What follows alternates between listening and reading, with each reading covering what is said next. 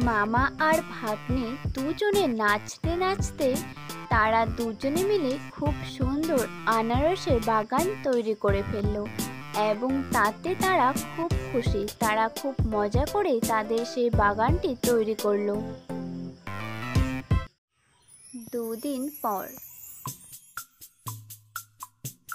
শিয়াল ভাগ্নে তার মামার সঙ্গে দেখা করতে যাচ্ছে। সে তার মামাকে নিয়ে আনারস রোপণ করতে যাবে। দেখা যাক এরপরে তারা দুজনে কি কাণ্ড করে বসে। শিয়াল ভাগ্নে চলে এলো তার মামার সঙ্গে দেখা করতে। মামা, দুদিন তো হয়ে গেল, তা চলো আনারসগুলো লাগিয়ে আসি আমরা।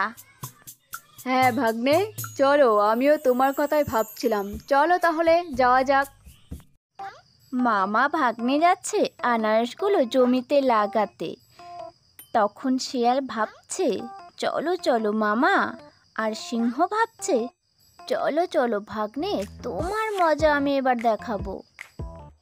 মামা আর ভাগ্নে তারা দুজনে গল্প করতে করতে জমিতে তারা দুজন চলে এলো। মামা, চলো তাহলে ফসলগুলো গাড়া যাক। হ্যাঁ ভাগ্নে, চলো চলো গাড়া যাক তাহলে। এবারে তারা দুজনে এই আনারসগুলো জমিতে রোপণ করবে।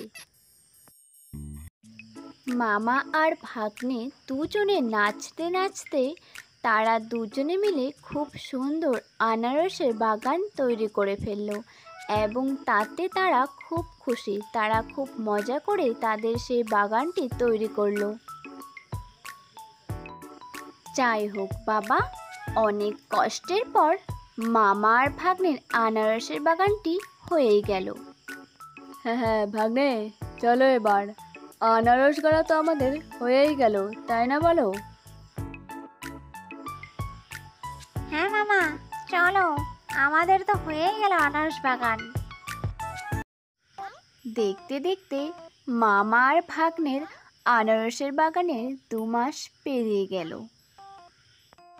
শিয়াল নাচতে নাচতে তার মামার বাড়ির দিকে যাচ্ছে। শিয়াল নাচতে নাচতে তার মামার বাড়ি অবশেষে সে পৌঁছে গেল। হ্যাঁ মামা, চলো তাহলে ওই আনারসগুলো তুলে আনি। হ্যাঁ হ্যাঁ ভাগ্নে, চলো তাহলে যাওয়া যাক। মামা আর ভাগ্নে এবারে আনারস খেতে যাবে। দুজনে জমিতে এসে দেখে খুব সুন্দর আনারস হয়েছে। মামা আর ভাগ্নে মিলে আনারসগুলো তুলে ফেললো। এদিকে মামা ভাবছে, এ কি, আগায় তো শুধু গাছ আর গাছ। হ্যাঁ হ্যাঁ মামা, এবারে তুমি আগাগুলো নাও আর আমি নিচ্ছি গোড়াগুলো।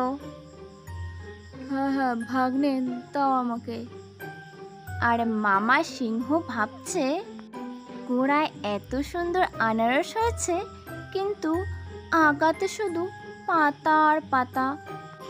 তাহলে মামা খুব চালাকি করতে চেয়েছিলে এই শিয়াল ভাগ্নের সঙ্গে, তাই না? শিয়াল মনে মনে ভাবছে, নাও এবার, ঠকে গেলে তো। বেচারা সিংহ ভাগ্নিকে হারাতে গিয়ে শেষে নিজেই হেরে গেল। আর এই হেরে যাওয়া দেখে শিয়াল তো খুব খুশি হয়েছে।